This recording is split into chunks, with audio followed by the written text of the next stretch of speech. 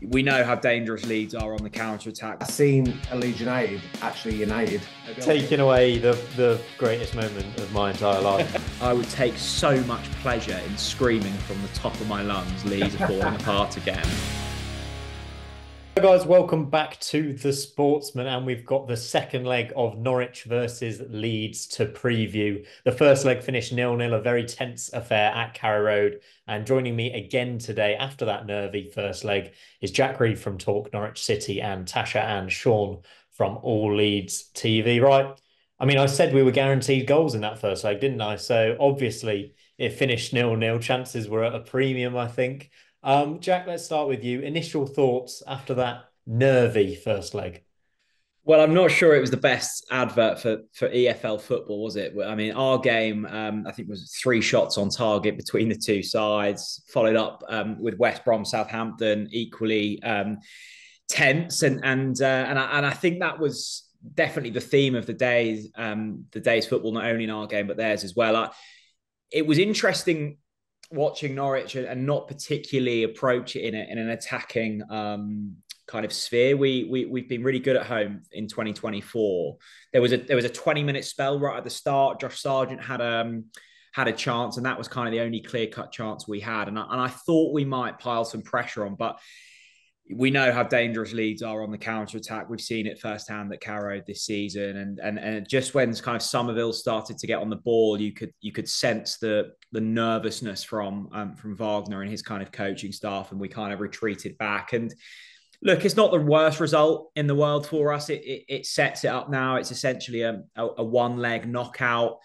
I'm hoping that we, are a bit more front-footed at Elland Road. I suspect, out of myself and Tash and Sean, they will be the happier of the pair of us. But it was a pretty drab match for the neutral. But I'm just glad that we didn't lose it, because the quality that Leeds have is on show, and thankfully we weren't punished by that. Tasha, Sean, happy? Is that pushing it a little bit too far, but satisfied maybe after a 0-0 away from home? For me, what it was the performance that we've not seen for the last 6 to 8 weeks.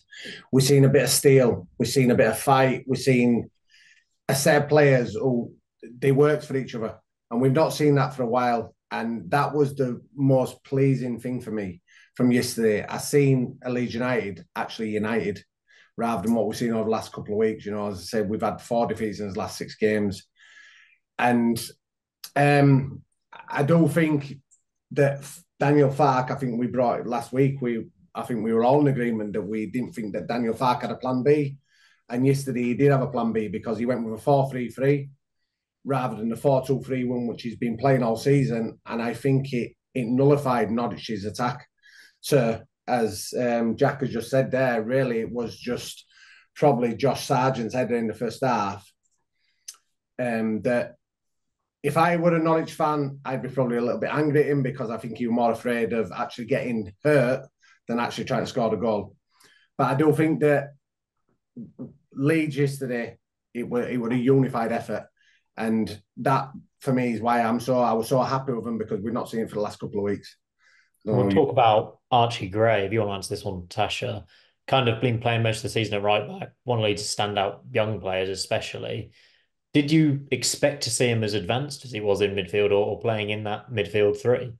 Well, he was always a midfielder before Farke put him at right back anyway, so I knew he would be comfortable in that sort of position. And yeah, when I saw the lineup, I was actually a lot more happier to see him there, and to see Sam at right back, even though I thought it was a little bit negative and going back a lot. But I think second half he was a lot better. But yeah, just to see that defence and the midfield, and like Sean said, going 3 in midfield as well, where we've been, I'd say it's probably been our weakest area. Well, one actually, defence has been quite crap. But just to see a midfield a lot stronger than it has been in the last couple of games was really good. But yeah, and Archie's really good at going forward as well, and setting assisting and stuff as well this season, so it suits him well to be there. And we've got a couple of talking points to talk about, obviously a goalless game, but there was a penalty shout, I think, for Leeds when Borja Sainz pulled back. Willie Gnonto seemed to slide in a bit as well. Jack, let's get your view on it first. He doesn't seem to get the ball. I'm not sure how comfortable he is defending on the edge of his own box. What were your views on that one? Well, it's amusing. I sit just behind the goal that Leeds were attacking first half, and there was an immediate gasp from our end, and we just assumed that we'd given away a penalty. It looked inside the box when I was there. I've watched it back. I think the initial contact is outside and kind of carries in. Look, it was a foul. I think we've got away with one there. It also, and I've watched it back, the goal that was offside, that looked onside in the ground. So we were kind of half an hour into the game going, my goodness, we've got away with one here. So yeah, I'm not sure. It was. I mean, that's just a great example though of Leeds' attacking quality. We shouldn't be in a position where science is having to make a challenge, within or outside of the penalty box. But they're so nippy. I think it's really difficult to kind of go man for man against this Leeds attack, and you end up in duels like that we don't want to be in. And yeah, I think we did get away with a couple of refereeing decisions. I know the Leeds faithful at Carrow Road let the referee know in a few different ways their dismay towards him. I won't repeat some of the language used, but yeah, as I say, the Leeds attack will do that. They will put us up in situations that we don't want to be, and then it's in the hands of the referee. And I do think we potentially got away with one on Sunday. And what are your views on those two incidents as well? The offside goal was very close. We don't want VAR in the Championship, but don't know what they would have given if that was the case. Leeds fans, what do you think? A penalty, no penalty, offside, onside? You want to go first? No, right. Well, I'll let you have your rant. Myself personally, when I'm looking at it, I mean, I'm finding the standard of refereeing in the EFL, I don't know, it's like in League One or League Two, is beyond abysmal at the minute. When I've looked back and I've seen it again afterwards, I don't think the foul's committed outside the box, but then obviously Sainz whatever, he pulled him down in the box, but we didn't even get a free kick for it. The goal, marginally offside. But then on the other hand, we got one against Middlesbrough this year where Willie Gnonto were 3 yards well offside. So it evens itself out. But this is what I'm saying, it goes against you and it goes for you. But I do think that the standard of refereeing in the EFL is not great. And I think that these games of magnitude, obviously that's involved in these playoff semi-finals and final, should be top referees doing it. But I know obviously the Premier League season is still going on, so they're obviously contracted to do that. But I do think it needs looking at, and it needs to be experienced referees. I mean, as I said yesterday, it was Josh Smith who was the referee. This year, Boxing Day, he sent Illan Meslier off for literally nothing. We've got a bit of history with him. And I did think that a lot of his decisions yesterday were very, very, very soft. A lot of very soft fouls given, I just think that it needs looking at, but everyone's human and everyone makes mistakes, don't they? And so, I just picking up on that though. I think we've had refereeing decisions go for us and against us all season. I would still prefer to have this discussion. I know it's gone our way than have VAR. I mean, I don't think it's quite as bad as you're watching games on the television because you can see the discussions and you can see the lines. It is. We had it for a season or two in the Premier League. It is the worst thing for a match attending fan. It is absolutely terrible. So I'd rather a couple of these. We had Borja Sainz sent off wrongly and that was overturned away at Middlesbrough earlier this season. Actually, I'm fine if a few of those go against us in the course of a season. If it means we haven't got to go up against VAR, it would be the one good thing to not go up this season to avoid that in the Premier League. I just absolutely detest it. But we do have VAR in the final. Yeah.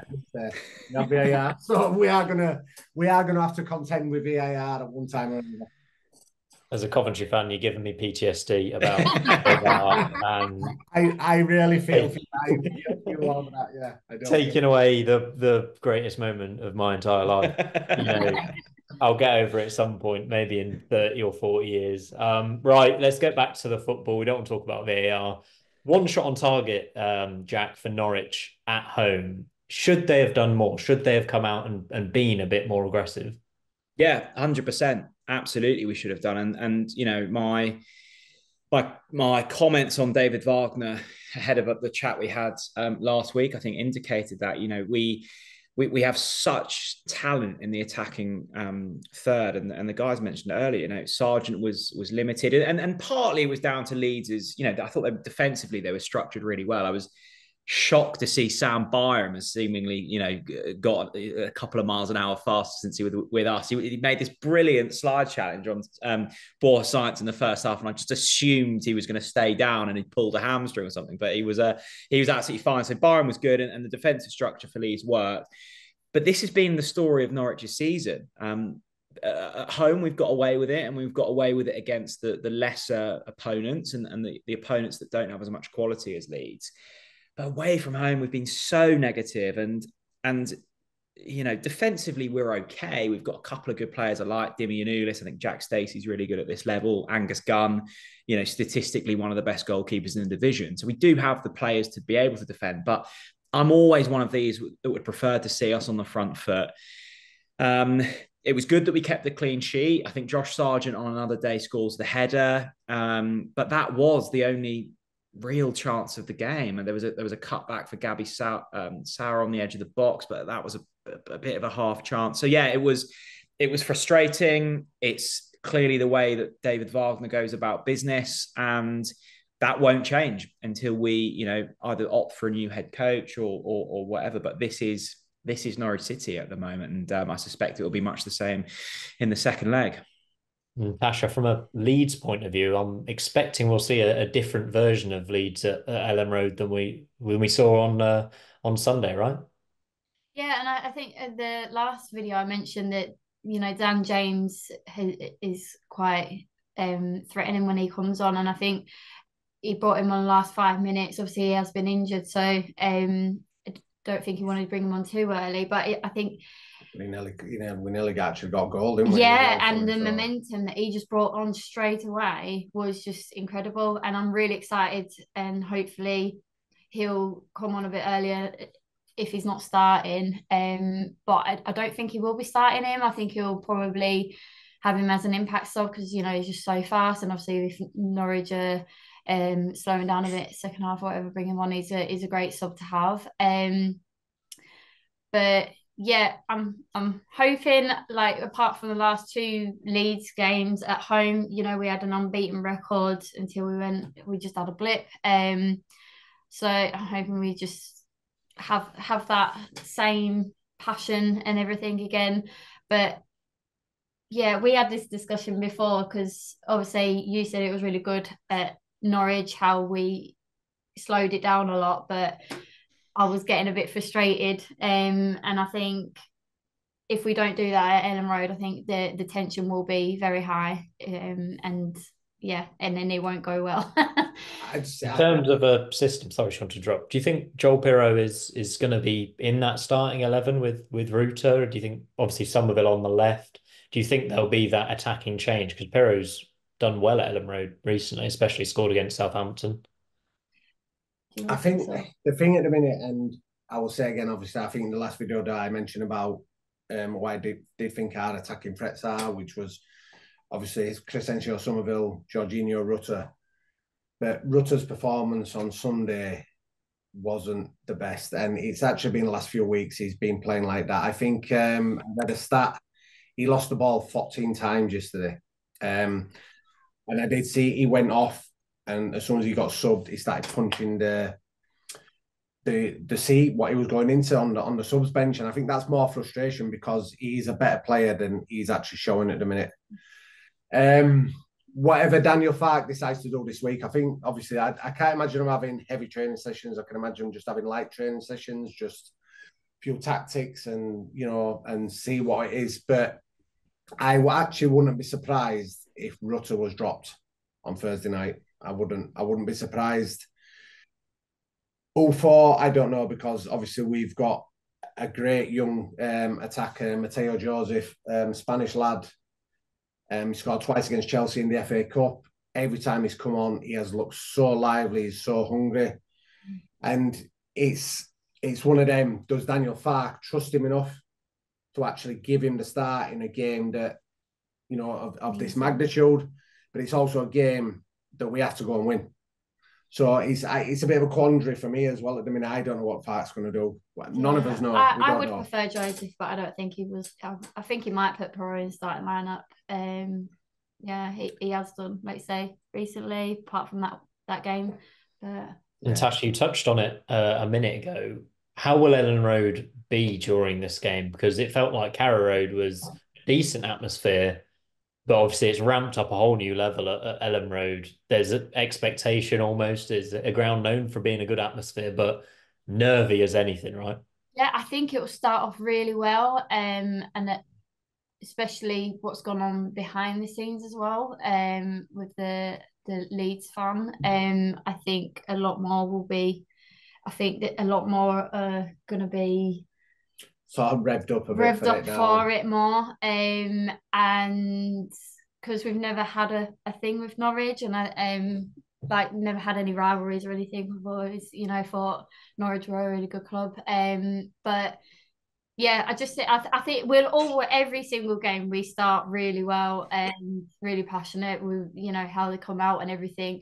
But I'd say this season's probably been one of our worst for atmospheres. So I'm just hoping that, you know, if it is 0-0, that we don't just start turning or whatever, or just go quiet, because I think if Norwich really want to shut Leeds up, is just to sort of do what we did to them, and slow the game right down. I think it would shut us up, really, to be honest, because it has been like that this season, hasn't it, really? Jackie, dreaming of an early goal at Elland Road to really put a cat among the pigeons? I think that's going to be absolutely key. I remember back to a big win of ours at Elland Road under Daniel Farke, and Mario Vrancic scored an early free kick, and that was a similar type of game. I know it wasn't a playoff semi-final, but I think Leeds were under Bielsa. We were kind of scrapping out at the top of the table, and that really turned our season. And it was. I remember going into that game, going, it's going to be hostile at Elland Road. You know, the atmosphere is going to be on top. And the early goal completely changed it. And of course, it will change the dynamic of things. I really do think whoever if there's a goal in the first 20 minutes of this game, whoever it goes for, they go on to win. I think if we concede in the first 20, I think this really could run away from us. And I am concerned about that. But the guys mentioned it not only in this video, but the last one, you know, there is a nervousness about Leeds, and I did sense that from the atmosphere on Sunday in the away end, and also the kind of tactics that Daniel Farke deployed. It's a very different dynamic. Norwich have never really expected to be promoted at any point this season, and we're kind of now in this situation of, you know, got nothing to lose. I don't want to speak on other people's behalf, but I think there's been a hope from Leeds that they will have been promoted either automatically or through the playoffs. So that the pressure is on them. We are the underdog, and I think that's a good position for us to be in. We need to take the game to them. An early goal would be great. Certainly, if we go behind, it's going to be really, really tough. Sorry to bring this up again, Leeds fans. Did Leeds score first against Derby in that second leg? Please do keep bringing this up. Absolutely. Yeah, keep talking about it. I feel like this is... we've seen 0-0s in the past. We saw it last year with Coventry Middlesbrough, 0-0 at home in the first leg. All the pressure then goes on to the team that's at home. I don't think necessarily a 0-0 is a bad result for Norwich in this perspective because of that added pressure. Jack, can you do what Derby did and just go there and beat them, even if you concede the first goal? You've said it's important, but it's not impossible. Yeah, it's interesting you mentioned that 0-0 kind of angle. Our main commentator on our local radio said the exact same thing. 0-0 is He's not a clever the guy, I've heard. Really intelligent, clever guy, you know. He said he was talking to you for his lines into the commentary. No, it's I think when you get to this stage in the season, you're in the playoffs. I think, you know, ourselves, Leeds, West Brom, Southampton, squads are similar. I'd say Leeds are probably the best out of the four, but, you know, it's very close at this stage. I think a lot comes down to the mental side of it. And Wagner has been here before. I've said it again, and I know they won't like to hear it. 0-0. Well, Huddersfield didn't score a goal in that playoff victory. So he knows what to do. And I think that is, look, we may berate him for his kind of slightly negative tactical approach, but I think he'll get the message across here of what needs to be done from a mental aspect, and that gives me hope. Look, I don't want to concede early. I don't mind necessarily going behind, I don't know, in the 60th minute or something, but I really do think with the atmosphere, going behind, knowing what we're like away from home when we go behind, I think that's a concoction for chaos, and I don't want to be dragged into that. And as the guys mentioned, there's certain things happened on Sunday that I'm sure is going to amplify the atmosphere even more. So, it's going to be really tough. What do Leeds have to do differently this time around? Or you're expecting a different performance, right, Sean? You're expecting something different, but what do you have to do differently? Yeah, this is what I said, as I said earlier, what I was so pleased about was that Daniel Farke went with a more pragmatic approach. Don't get beat in the first leg. Come away with nothing. Come away with a 0-0, 1-1, whatever. Just come away that you're on an even keel going into the second leg. That was my most pleasing thing, because I have not seen that sort of tactic this year when it's been needed, especially towards the back end of the season. It's just gone wrong. But he got it completely right yesterday. Now, that, as I say, that sets it up nicely for Elland Road. At the end of the day, it's still a lottery. But I do think that if we score within the first 10 minutes, I'd be really confident that we'll go on and win 2 or 3-0. I am really confident about that. But the longer Norwich can contain it, because the crowd will play a massive part in this, both ways. The crowd will actually work in Norwich's favour the longer it goes on, because the tenseness will convey to them players on the pitch, and they will feel it. And so I think that's Norwich's best tactic, to try and slow things down. I don't know why I'm doing a team talk here for Norwich, but if we score first, that ground will be absolutely, it'll be electric. It'll be bouncing, and it won't stop. And I think that's special. If we get an early goal, I think it could be a very tough night for Norwich. Feels like Wagner's got what he wanted almost from the first leg. You just touched about on it, Jack. It could be another David Wagner special. You mentioned that 2 penalty shootouts he had with Huddersfield, got them promoted. It wasn't pretty, but he got the job done. I mean, would you take penalties now? I mean, I don't think my heart would take penalties. And we've got a few, shrewd penalty takers in the system. I mean, I'd love it to be a David Wagner masterclass. I really don't think the first leg was the end of the world, and it's a weird situation to be in, where both sets of fans seem happy about it. But that's seemingly the case.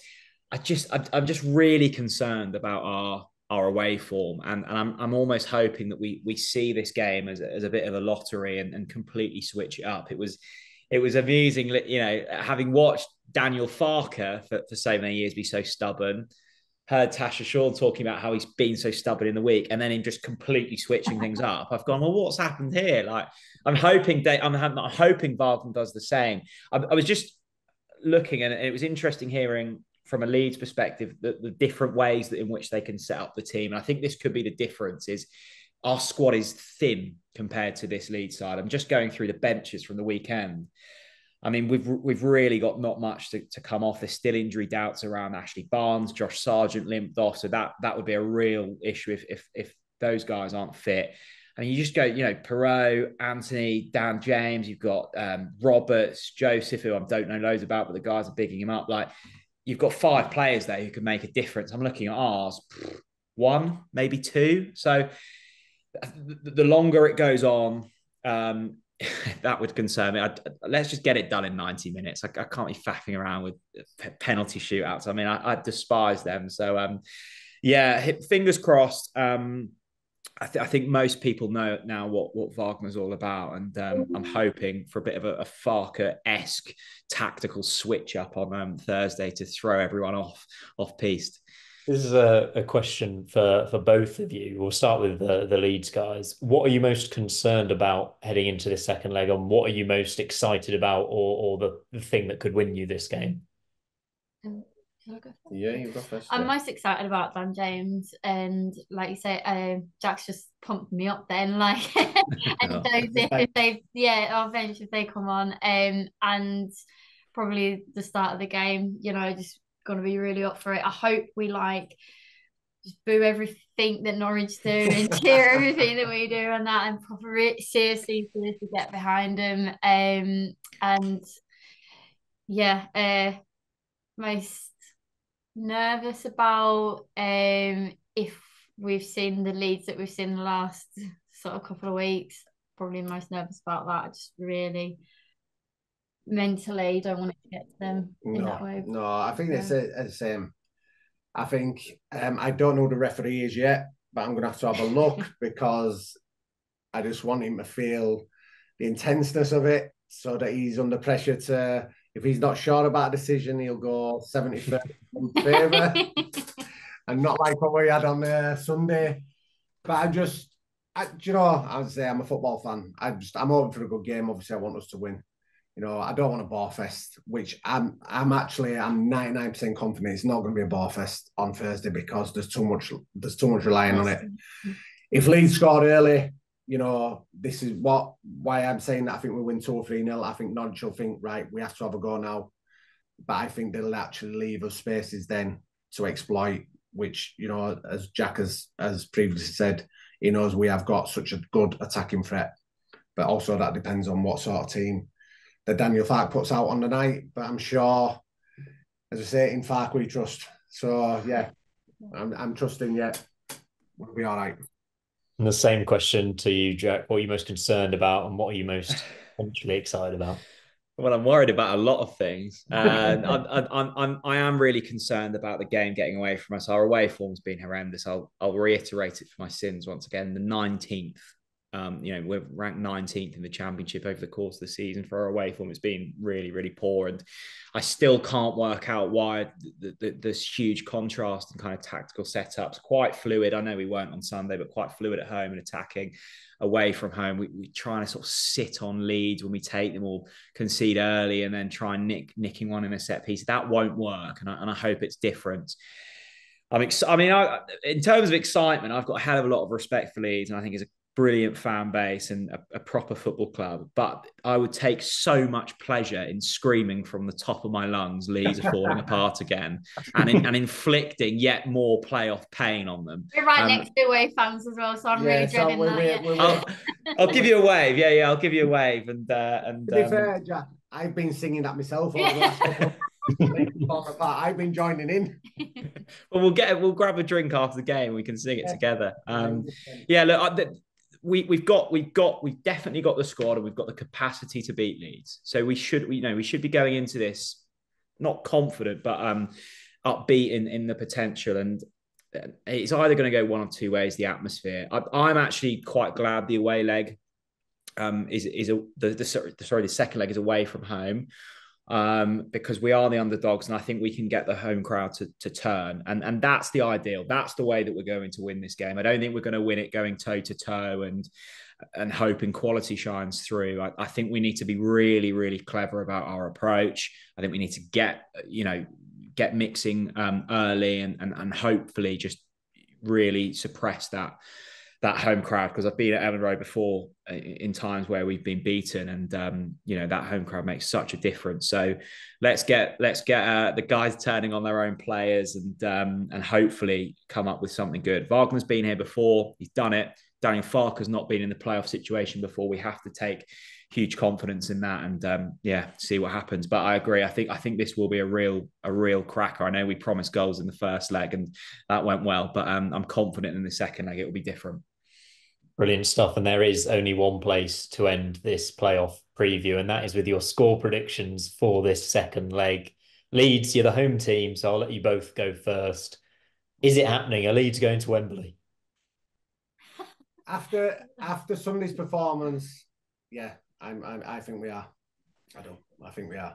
I hate predictions because I feel like I'm jinxing them. So if I say no, we're not, then hopefully we are. But Could I get scores I'm from more. you? I'm gonna go 2-0. I was thinking 2-0. 2-0 Yeah. Leeds. Yeah, I'll say that as well. 2-0 Leeds, yeah. Nicely confident, done and dusted in 90 minutes. No late nights here. What about you, Jack? 1-0, scrappy victory, dodgy refereeing decision, penalty, Josh Sargent, wheels away, late on in the game, and I would absolutely love it. I am nervy. I can't be coming on here and saying we're going to lose the game. My co-host on our podcast is absolutely convinced that this is going to penalties. I'm really not sure I could do it, but we've got the attacking quality. I think it needs to be done in 90. I mentioned there the weak bench. So I'll go 1-0, and hopefully you can't tell that I'm sort of saying that through gritted teeth. I think I agree with your co-host, to be honest. I think this could be going all the way. I think we could have a 2-2 or something mad in normal time, and then a penalty shootout. For some reason, I'd back Norwich to win. Probably because I think Angus Gunn is decent at penalties. Please say I'm right in that, Jack. Yeah. I reckon Norwich might do it on penalties, and I don't know where that's come from. I've made it up on the spot. Your check's in the post. Cheers, mate.